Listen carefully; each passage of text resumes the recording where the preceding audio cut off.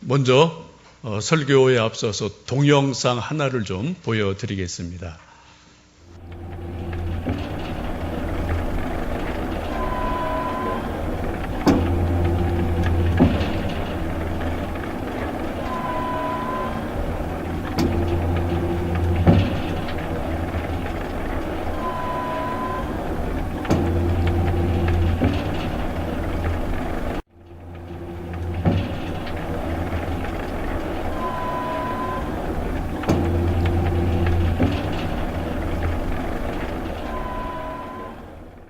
무슨 동영상인지 아시죠? 유전에서 기름을 지금 퍼 올리고 있는 그러한 장면입니다. 서부 영화에 저런 장면들 가끔 등장하기도 하고, 지금 세계 이곳 저곳에서 지금 쉼 없이 저런 기계 소리를 내면서 기름을 뽑아 올려서 우리가 또 정제해서 휘발유도 넣고 또 이런데 저런데 쓰이고 있죠. 여러분, 저 원유를 시추하기 위해서는 적어도 3,000m, 5,000m 깊이 땅속까지 시추공을 박아야 됩니다. 원유가 나올 가능성은 아주 희박해서 도박이라고 흔히 이야기를 합니다. 탐사 기술이 미흡했던 과거에는 100개의 시추공을 뚫으면 한 20% 정도 기름이 나오게 되고, 그 가운데도 경제성이 있는 것은 3, 4% 정도에 불과하다고 합니다. 100개를 뚫으면은 서너 개만 가능성이 있는 거예요. 지금은 많이 좀 이제 시추 기술이 많이 발달했지만 아직까지도 10% 미만이라고 전문가들은 이야기를 합니다. 그런데 이것은 워낙 이게 이제 한번 유전만 발견하면은 엄청난 것이어서 100배 이상의 투자금을 회수할 수 있기 때문에 지금도 수많은 사람들이 이 유전을 발굴하기 위해서 여기저기 다니고 애를 쓰고 있죠. 우리나라는 참 안타깝게도 기름이 안 나옵니다.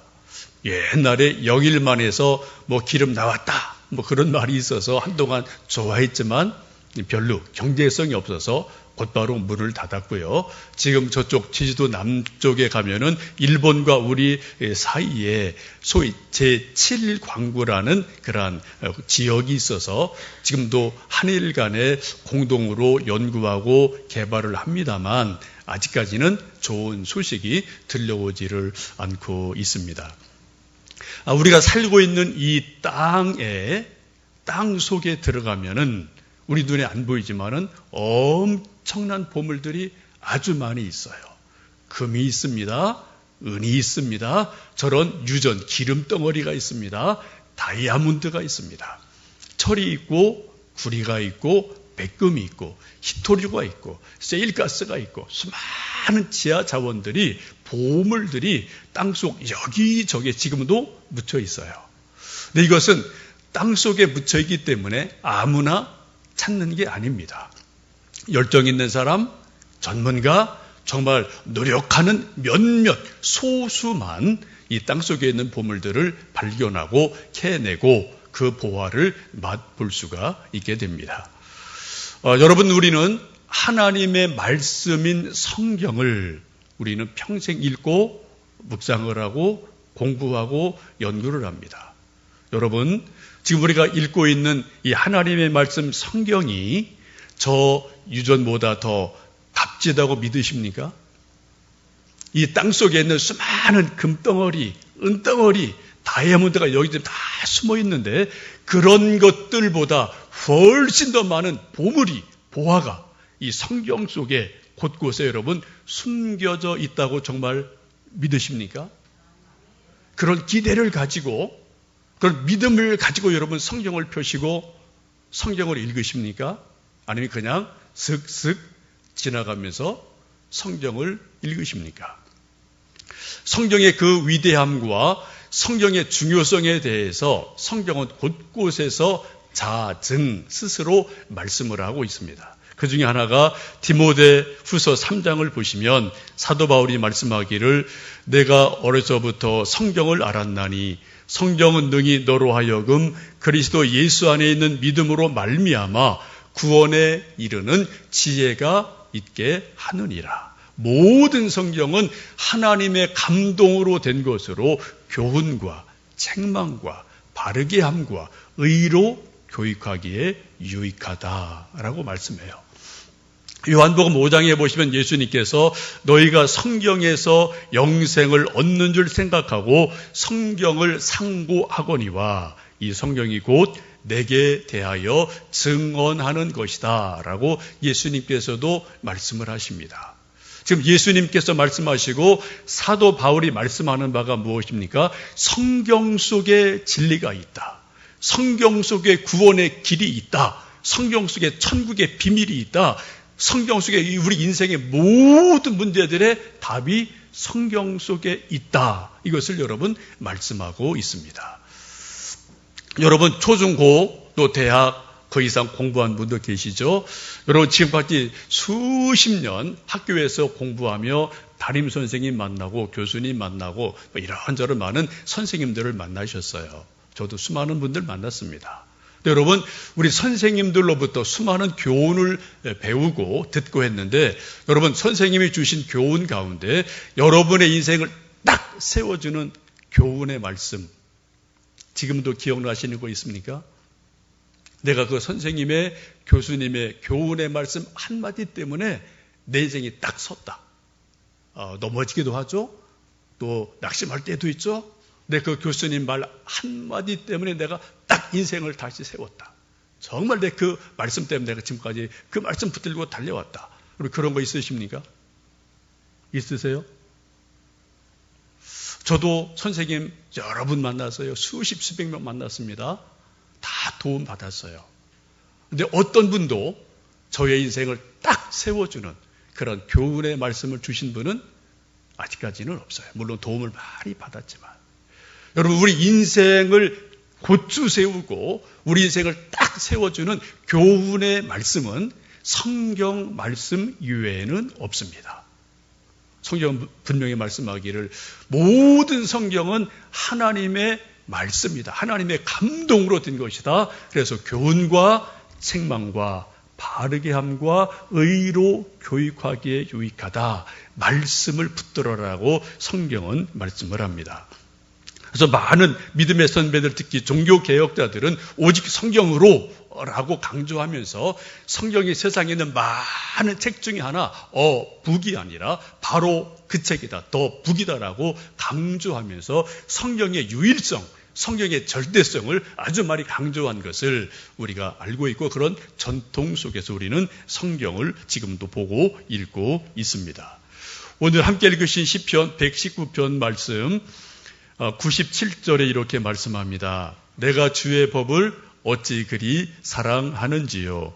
내가 그것을 종일 작은 소리로 읊조리나이다. 99절에 내가 주의 증거들을 늘 읊조림으로 나의 명철함이 나의 모든 스승보다 낫습니다. 라고 고백을 합니다. 여기 읊조린다라는 단어는 히브리 원어로 하가라는 단어를 씁니다. 우리 한글 성경에는 하가라는 이 단어를 두 가지로 번역했습니다. 하나는 묵상한다. 또 하나는 지금 본문에 있는 것처럼 작은 소리로 읊조린다라고 두 가지로 번역을 했어요. 하가라는 단어는 이제 단어적으로 어원적으로 보면 네 가지의 뜻이 있습니다. 하나는 비둘기 소리를 표현할 때 하가 이렇게 히브리인들은 말을 해요. 우리는 비둘기 울 때 어떻게 울죠? 우리는요. 구구구구 이게 우리의 비둘기 울음소리 듣는 귀고 그렇게 발음을 구구해요. 근데 히브리 사람들은 하가 이렇게 듣고 발음한다는 거죠. 참 희한하죠. 여러분 닭이 어떻게 우나요? 꼬꼬대 꼬꼬 이렇게 울어요. 근데 미국 사람들은 이 똑같은 닭 울음소리를 어떻게 발음합니까? 커거두들드. 이게 뭔 소리인지 모르겠어요. 그죠? 똑같이 닭이 우는데 우리는 꼬꼬대 꼬꼬. 미국 사람들은 커거두들드 이렇게 하니까 이게 뭔 소리인지 모르는 거예요. 이게 똑같은 것도 듣는 귀가 다르고 발음이 다릅니다. 어쨌든 우리는 비둘기 울음소리를 구구구구 이렇게 말하지만 히브리 사람들은 하가 이렇게 발음한다는 것이죠. 첫 번째 뜻이 비둘기 울음소리를 표현한다. 두 번째는 사자가 으르렁거린다. 뭔가 먹이를 잡아먹으려고 으르렁거리는 것을 표현할 때 하가라는 단어를 쓰고, 또 지금 본문에 있는 것처럼 작은 소리로 읊조린다라고 말할 때 하가라는 단어를 쓰고요. 또 묵상한다, 숙고한다라는 뜻을 말할 때 하가라는 단어를 씁니다. 우리 한글 성경에서는 읊조린다, 묵상한다 두 가지로 지금 번역을 하고 있죠. 여러분, 이 시편 말씀을 보시면 하나님의 말씀, 성경을 읽는 가장 좋은 태도가 뭐냐? 그것을 하가라는 단어를 통해서 말씀을 해주고 있는 겁니다.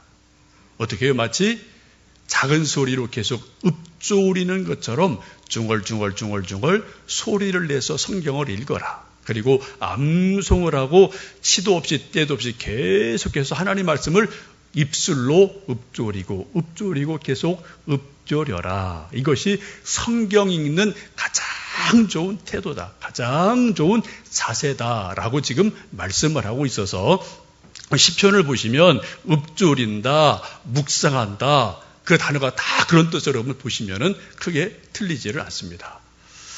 여러분, 우리 사람들이 하나님의 말씀을 계속 입으로 읊조리면은, 중얼중얼거리면 어떤 현상이 일어날까요? 우리 입술에 있는 소리가 귀로 들리겠죠?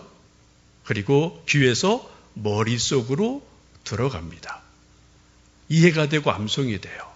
계속 읊조리는 일이 반복이 되면 머리에서 가슴으로 말씀이 어느 순간 내려가게 됩니다. 우리 영혼까지 하나님 말씀이 스며들게 돼요. 더 나아가서 우리 뼛속까지 하나님의 말씀이 스며드는 놀라운 일들이 읊조릴 때, 묵상할 때 일어난다. 그래서 지금 시편에서는 내가 종일 작은 소리로 하나님 말씀을 읊조립니다라고 반복해서 말씀을 하고 있습니다. 여러분, 구구단다 외우시죠? 77, 49, 78, 56. 우리 계산하지 않아요. 이건 딱 나오는 겁니다. 왜요? 우리 초등학교 1, 2학년 때 매를 엄청 맞아가면서 이거 달달달 외운 거예요, 이건요. 공부한 게 아닌데 이거는 그냥 무조건 외운 거예요. 이유가 없어요. 무조건 외운 거예요. 못 외우면은 하여튼 뭐 매를 엄청 맞았잖아요, 그죠? 한 1년, 2년, 3년 달달달달 외우니까 어떻게 해요? 지금 이게 우리 뼛속까지 딱 들어가서 어떤 상황이든 그냥 77, 49, 78, 56 그냥 나오는 거예요. 여러분, 하나님 말씀이 이렇게 돼야 된다는 겁니다. 하나님 말씀을 계속 읊조리다 보면 우리의 생각, 우리의 마음, 우리 뼛속까지 하나님 말씀이 스며들 때 하나님의 말씀의 능력이 우리 안에서 일어나게 됩니다. 그래서 하나님의 생각이 내 생각이 되고 하나님의 가치가 내 가치가 되고 하나님의 뜻이 내 뜻이 되는 그러한 일들이 우리 속에서 자연스럽게 말씀과 더불어서 일어나게 됩니다. 이런 사람들이 구약의 모세, 에스라 같은 분들, 신약의 바울과 디모데 같은 분들이 그런 분들이라고 할 수 있겠죠. 여러분, 이 말씀이 우리 뼛속까지 스며든다는 것을 비유로 말씀드리면 순금과 메기로 비유할 수가 있겠습니다. 여러분, 순금과 메기 칠한 거 겉으로 보면 똑같아요. 잘 몰라요. 근데 순금이냐 메기 칠한 거냐 알아보는 방법은 두 가지면은 충분합니다. 일단 무게를 딱 들어보면은 순금이 훨씬 더 무겁습니다. 그죠? 아무래도 무거워요. 두 번째 더 좋은 방법 뭔가요? 한번 긁어보면 돼요. 못각 한번 쓱 긁어보면은 순금은 긁혀도 순금입니다. 순금은 찌그러들어도 순금입니다. 순금은 조각을 내도 순금입니다. 순금은 다 기계에서 가루를 만들어도 순금은 순금이에요. 왜? 순금이기 때문에. 여러분, 남대문에서 산 10,000원짜리, 20,000원짜리 여러 가지 브로치, 장신구 있습니다. 괜찮아요. 좋아요. 근데 어디 가다 쓱 부딪히면 어때요? 몇 개가 금방 벗겨지고 맙니다. 그리고 시커먼 것이 나오기 때문에 더 이상 쓸 수 없는 일들이 종종 있습니다. 여러분, 순금과 몇 기치라는 것을 알아보는 방법은 아주 간단해요. 한번 긁어보면 돼요. 그러면 이것이 진짜 순금이냐, 몇 기치란 거냐, 이게 대번 드러나게 됩니다. 혹시 여러분 우리 신앙도 그렇지 않을까요? 우리가 하나님을 믿고 성경을 믿고 평생 믿음으로 살아가는데 우리 신앙도 고난을 당하고 연단을 당하고 이런저런 시련을 당해보면 그때 이 믿음이 진짜인지 아니면 몇 기치란 믿음인지를 우리가 알 수 있지 않을까요? 여러분, 여러분의 뼛속까지 우리 정말 마음 깊숙한 심령까지 하나님의 말씀이 물들어 있는 그러한 은혜가 있기를 주님의 이름으로 축복합니다. 여러분 성경 읽으실 때 눈팅하시면 안 돼요. 눈팅이 나쁜 말 아닙니다. 이거 정식으로 쓰는 단어입니다. 눈팅이라는 것은 인터넷 보면 여러 가지 기사 이런 내용들이 있는데 많은 사람이 이렇게 눈을 이렇게 슬슬 있고 그냥 거기다가 답글을 안다는 이런 거를 소위 눈팅이라고 그래요. 참여 안 하는 겁니다. 즉 보고 그냥 거리감 두고 거기 관여를 안 하는 거죠. 이거 여러분 표준말이에요. 눈팅 나쁜 말 아닙니다. 여러분 성경 읽으실 때 눈팅하시면 안 돼요. 수많은 사람이 성경을 눈팅을 합니다. 눈으로 슬쩍 보고 넘어가요. 슬쩍 보고 넘어가요. 여러분 성경 안 읽는 것보다 나쁜 건 아닌데 눈팅을 하면 성경 읽는 버릇이 잘못 들어요. 그냥 수박 겉핥기식으로 슥슥슥 지나가고 맙니다. 여러분 성경을 100번 읽는 게 중요한 게 아닙니다. 성경을 한 번 읽어도 정독하셔야 돼요. 숙독하셔야 돼요. 진지하게 읽으셔야 돼요. 그래서 정말 이 속에 있는 하나님의 말씀의 한 말씀이 내게 하나님의 말씀으로 들려져야 돼요. 깨달아져야 돼요. 믿어져야 돼요. 그래야지 성경이 됩니다. 100번 읽어도 여러분 눈팅하시면 아무런 일이 일어나지를 않습니다. 그냥 숫자만 채운 거에 불과합니다.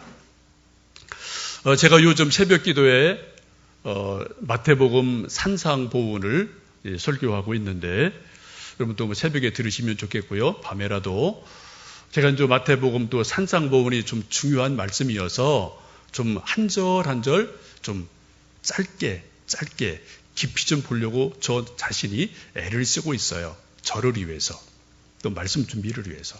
그 전까지 이렇게 달락달락 크게 좀 읽었거든요. 이번에는 좀 아주 잘게 어떤 때는 한 구절을 가지고 좀 여러 번 읽고 묵상하고 또 자료도 찾아보고 이런 일들을 이제 반복을 하고 있습니다. 여러분 산상보훈의 가장 중요한 두 핵심은 팔복과 주기도입니다. 이게 가장 중요한 핵심이에요. 팔복이 너무 중요한 말씀이죠. 팔복의 첫 번째 복이 무엇이죠? 마음이 가난한 자는 복이 있나니 저희가 무슨 복을 받는다고요? 천국의 복을 받을 것이며 심령이 가난한 자가 복이 있나니 그들이 천국의 복을 받을 것이며 그걸 쭈르륵 지나가서 마지막 8번째 복이 무엇인가요? 의를 위하여 박해를 받는 자, 핍박을 받는 자들은 복이 있나니 그들이 뭐를요? 천국을 복을 받으리라. 여러분 팔복의 복이 뭐라고요? 처음 복이 천국이에요. 팔복의 마지막 8번째 복이 천국의 복입니다. 서론이 천국입니다. 결론이 천국입니다. 괄호 열고 괄호 닫고 팔복은 천국이에요.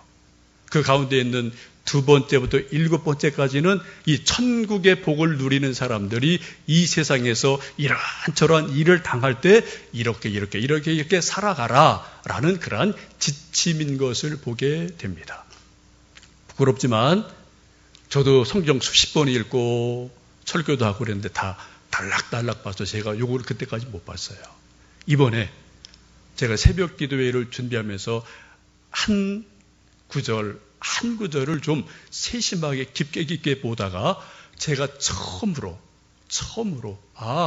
팔복의 첫 복이 천국이구나.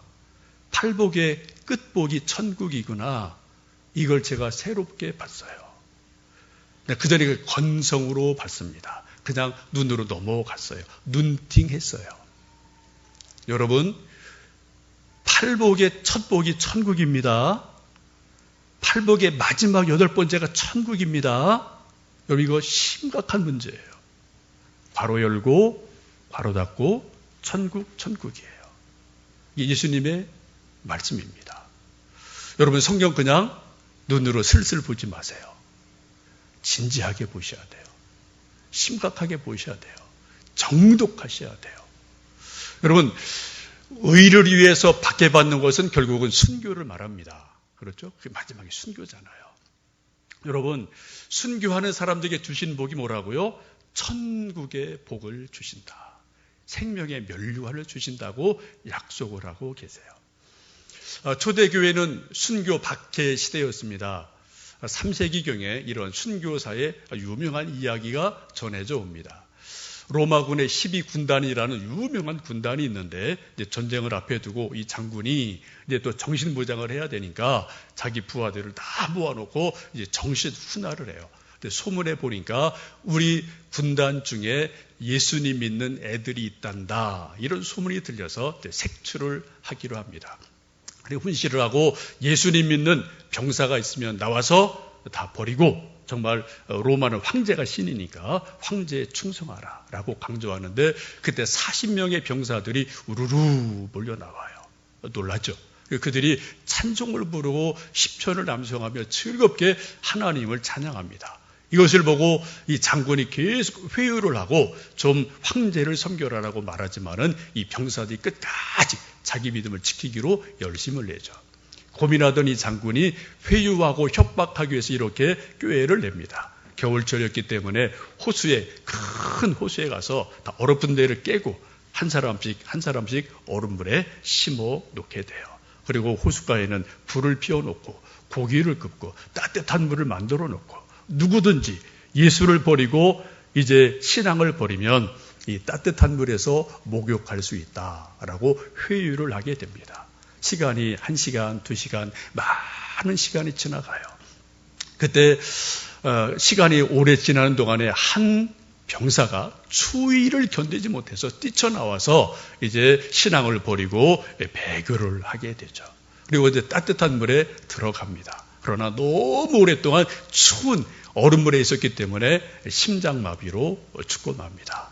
그때 이 장군이 그 순간에 딱 영적 눈이 뜨이는 큰 은혜를 주시는데, 딱 보니까 하늘로부터 40명의 천사들이 면류관을 가지고 막 내려오는 모습이 장군의 눈에 딱 보이는 거예요. 한 명이 배교를 했죠. 천사 하나가 막 하늘로 면류관을 가지고 올라가는 모습이 순간적으로 영적 눈으로 보이게 돼요. 그것을 본 장군이 자기 옷을 벗어 적기고 그 얼음물 속으로 뛰어가면서 나는 그리스도의 병사가 되겠습니다라고 고백하면서 믿음을 갖게 되고 순교를 하게 됩니다. 아주 유명한 그러한 순교에 대한 그러한 기독교 전통에서 내려오는 이야기입니다. 여러분, 박해를 받는 거 힘들죠? 고통스럽죠? 정말 목이 날아가는 거예요. 그런데 그 상이 뭐라고요? 천국의 상이 있다. 그래서 예수님께서 제자들에게 이러한 일들이 장차 있을 것인데 두려워하지 마라. 천국이 있다. 피할 길 주신다. 라고 말씀합니다. 우리 장로교 할아버지가 칼빈이라는 분입니다. 칼빈의 영성을 딱 3가지로 말씀드리면 자기 부인, 십자가를 지는 삶, 천국을 묵상하는 삶, 요 딱 3가지 단어로 압축이 돼요. 엄청난 설교, 엄청난 책들을 썼어요. 이걸 다 엑기스를 뽑으면 딱 이 3가지예요. 자기를 부인해라, 자기 십자가를 져라, 천국을 묵상하며 나그네 인생길을 걸어가라. 이것이 칼빈이 말하는 신앙의 핵심입니다. 여러분, 팔복의 처음이 천국의 복이에요. 팔복의 마지막이 천국의 복이에요. 우리가 믿는 복음도 천국 복음이라고 성경은 분명하게 말씀하고 있습니다. 여러분, 오늘 말씀을 보시면 성경을 눈으로 슬슬 읽지 말고 어떻게 해요? 종일 작은 소리로 읊조려라. 늘 읊조려라 라고 권면하고 있습니다. 이것을 요즘 말로 말하면 소위 큐티를 잘 해라 라는 것과도 의미상 비슷하다고 볼 수가 있을 겁니다. 제가 지난주 오후에 저희들 두날개 성경 공부할 때 큐티에 대해서 1시간 이상 말씀을 드렸어요. 거기 오신 분들은 다시 한번 생각을 해보시면 좋겠고요. 큐티가 뭐냐? 큐티는 쉽게 말씀드리면은 아까 처음에 동영상 보여드린 것처럼 이 땅 속에 이곳저곳에 유전이 여기저기 있는데 그것을 캐내기 위해서 시추공을 여기저기 받고 애쓰는 것처럼 이 방대한 하나님의 말씀, 성경 말씀 속에 감추어진 하나님의 능력, 하나님의 보물, 하나님의 은혜, 이 어떤 내게 주시는 한 말씀을 발견하기 위해서 우리가 시추공을 뚫는 것처럼 그 작업은 내가 해야 된다는 겁니다. 그런 가장 좋은 방법론 중에 하나가 큐티다라는 거예요. 여러분, 큐티에 대해서 한번 좀 그림을 보여드리겠습니다. 큐티는 주보에도 있지만 이렇게 볼 수 있어요. 처음에는 성경을 읽습니다. 성경을 쭉 몇 번 정독을 하고 진지하게 읽다 보면은 그 성경을 읽는 가운데 한 단어, 한 구절, 한 이미지, 한 어떤 무엇인가 유독 내 눈에 들 때가 있어요. 마음에 다가올 때가 있습니다. 그 부분을 가지고 깊이 묵상하는 겁니다. 하가 하는 거예요. 여기 읊조리는 거예요. 전통적으로는. 근데 지금은 우리 현대인들은 묵상한다, 숙고한다라고 말하죠. 두 가지 여러분 겸하면 좋겠어요. 자꾸 이렇게 읊조리면 훨씬 좋아요. 그리고 자꾸 숙고하고 묵상하는 거예요.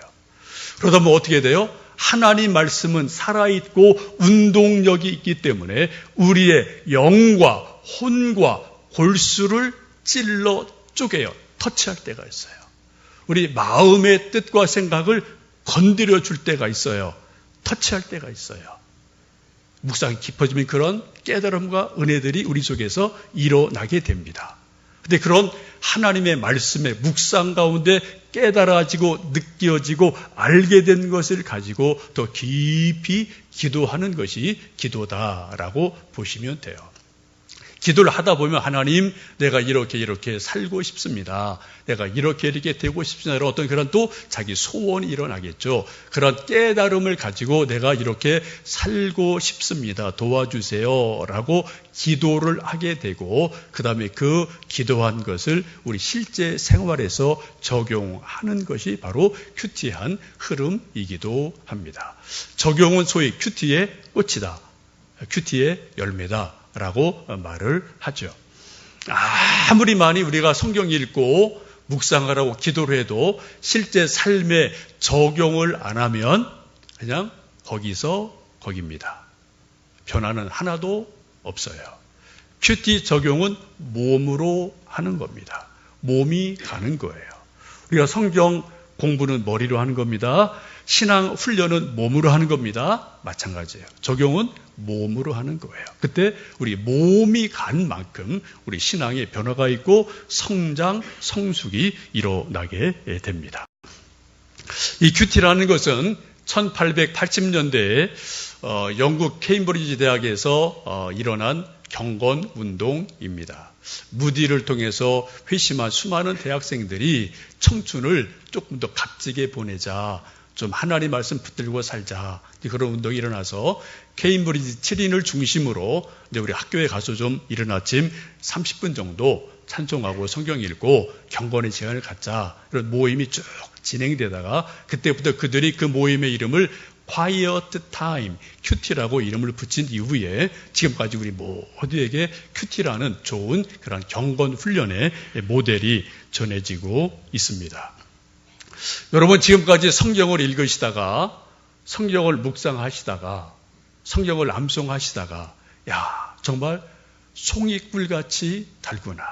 오늘 말씀에 있는 것처럼 내 명철함이 스승보다 낫구나. 노인보다 낫구나. 내 갈 길을 뭔가 빛을 비춰 주시는구나. 여러분, 이런 것들을 한두 번은 여러분 경험하신 적이 있으실 거예요. 여러분, 정말 잘하신 겁니다. 또 우리의 신앙 생활은 과거가 아니라 오늘이고 내일이고 계속 되어지는 것이죠. 여러분, 성경 말씀을 깊이 읽으시고 묵상하고 또 진지하게 읽으시는 가운데 내게 주시는 한 말씀, 한 깨달음, 이런 것들이 있으셔서 마치 이 시추공을 여기저기 받고 원유를 끌어올리는 것보다 훨씬 더 값진 하나님의 보화, 하나님의 생명, 하나님의 능력을 이 말씀 속에서 거두어내시고 자아 올리시고 누리시는 놀라운 은혜가 우리 모두에게 있기를 주님의 이름으로 축복합니다.